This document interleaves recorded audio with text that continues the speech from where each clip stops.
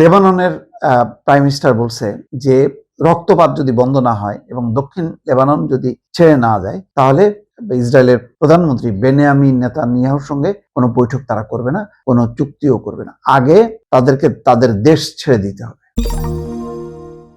ইরানে যখন শান্তির আবহাওয়া তৈরি হয়েছে, যদিও পাল্টাপাল্টি হামলা হয়েছে, তারপরেও যুক্তরাষ্ট্র আশা করছে যে সমঝোতা স্মারক স্বাক্ষরিত হবে এবং ইরানও তেমন সিগন্যাল দিয়েছে। ঠিক সেই সময় আরেক প্রান্তে লেবাননের পরিস্থিতি কিন্তু একেবারেই নাজুক। সেখানে প্রতিদিন ইসরায়েল হামলা চালাচ্ছে এবং নিহত হচ্ছে 10 জন, 12 জন, 15 জন, 20 জন।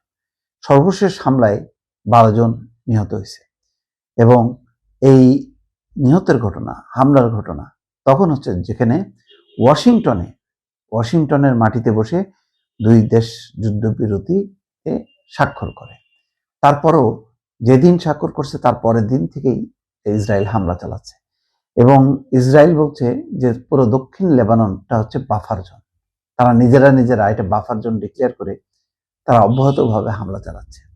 হুতিরাও পাল্টা হামলা চালাচ্ছে। এই অবস্থায় পুরো জনপদ কিন্তু ধসে যাচ্ছে। সর্বশেষ যেই ঘটনা ঘটেছে তাতে 12 জন নিহত হয়েছে। নিহতদের মধ্যে দেখেন 2 শিশু, 1 চিকিৎসা কর্মী এবং 1 জন উদ্ধার কর্মীও আছে। একই সঙ্গে দক্ষিণ লেবাননের বিভিন্ন এলাকার অসামরিক নাগরিকদের অর্থাৎ বেসামরিক নাগরিকদের নতুন করে ঘরবাড়ি ছেড়ে চলে যাওয়ার নির্দেশ দিয়েছে ইসরায়েল। পুরো দক্ষিণ লেবানন সে খালি করবে এবং ওটা এখন দখল করে নেবে। ইসরায়েলের স্বাস্থ্য দপ্তর বলছে নাবাতিয়ে জেলার 3টি গ্রামে পৃথক হামলায় 11 জন নিহত হয়েছে। এছাড়া মারজাউন জেলায় আরেক হামলায় স্বেচ্ছাসেবী সংগঠন ইসলামিক হেলথ কমিটির 1 চিকিৎসা কর্মী নিহত এবং 1 উদ্ধারকর্মী আহত হয়। চলতি মাসের গোড়ায় এক হামলায় ওই সংগঠনের 2 কর্মী আহত হয়েছিলেন। এই নিয়ে গত 2রা মার্চ থেকে লেবাননের মাটিতে ইসরায়েলি হানায় নিহতের সংখ্যা 2650 ছাড়াই গেছে, 2500 ছাড়াই গেছে। 28শে ফেব্রুয়ারি ইরানের মাটিতে যে হামলা হয় তারপর হিজবুল্লাহ পাল্টা আঘাত শুরু করে ইসরায়েলে এবং তার জবাবে বৈরুত সহ লেবাননের বিস্তৃত এলাকায় ক্ষেপণাস্ত্র এবং বিমান হামলা শুরু করে তেল আবিব। এর জেরে এখন পর্যন্ত 8 লক্ষ কেউ বলছে 10 লাখ মানে বিটে ছাড়া হয়েছে এবং তারা উদ্বাস্তুতে পরিণত হয়েছে। বিষয়টি জাতিসংঘ উদ্বেগ প্রকাশ করছে।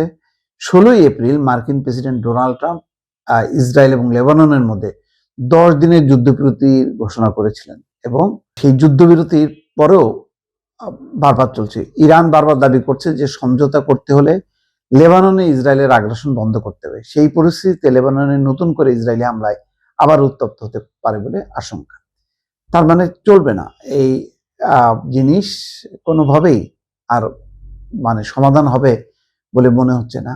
কারণ যেদিন ইরানের সাথে যুদ্ধবিরতি হয় ইরান এবং যুক্তরাষ্ট্রের, তার পরের দিন জোরালো হামলা শুরু করে এবং ওই এক হামলায় ওই দিনই সম্ভবত প্রায় 1000 মতন মানুষ মারা যায় এবং তখন ইরানের পক্ষ থেকে যখন এই বিষয়টা সামনে আনা হয় তখন বলা হয় যে এই চুক্তির সাথে ওইটা সম্পর্ক নেই। কিন্তু পাকিস্তানের মধ্যস্থতাকারীরা বলছে যে ইরানের সাথে যুক্তরাষ্ট্রের এই যুদ্ধবিরতি হবে একদম লেবানন সহ, কোথাও যুদ্ধ থাকবে না।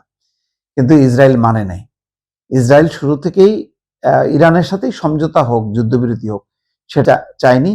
যখন এটা হয়েছে তখন তারা লেবাননের দিকে মনোনিবেশ করছে এবং সেখানে হামলা চালিয়ে যাচ্ছে, এখনো হামলা চালাচ্ছে। লেবাননের প্রাইম মিনিস্টার বলছে যে রক্তপাত যদি বন্ধ না হয় এবং দক্ষিণ লেবানন যদি ছেড়ে না যায় তাহলে ইসরায়েলের সাথে ইসরায়েলের প্রধানমন্ত্রী বেনিয়ামিন নেতানিয়াহুর সঙ্গে কোনো বৈঠক তারা করবে না, কোনো চুক্তিও করবে না। আগে তাদেরকে তাদের দেশ ছেড়ে দিতে হবে। এই একটা অবস্থায়, একটা অচল অবস্থার মধ্যে বক্তব্যে পড়ে আছে ডোনাল্ড ট্রাম্প। এত বিষয়ে সোচ্চার, এমনকি ইউক্রেন রাশিয়ার 3 দিনের যুদ্ধবিরতি তিনি ঘোষণা করেন, কিন্তু তার নিজের দেশে যে যুদ্ধবিরতি হলো 10 দিনের যুদ্ধবিরতি সেটাকেই কার্যকর করতে পারলো না। এটাই হচ্ছে দুর্ভাগ্য।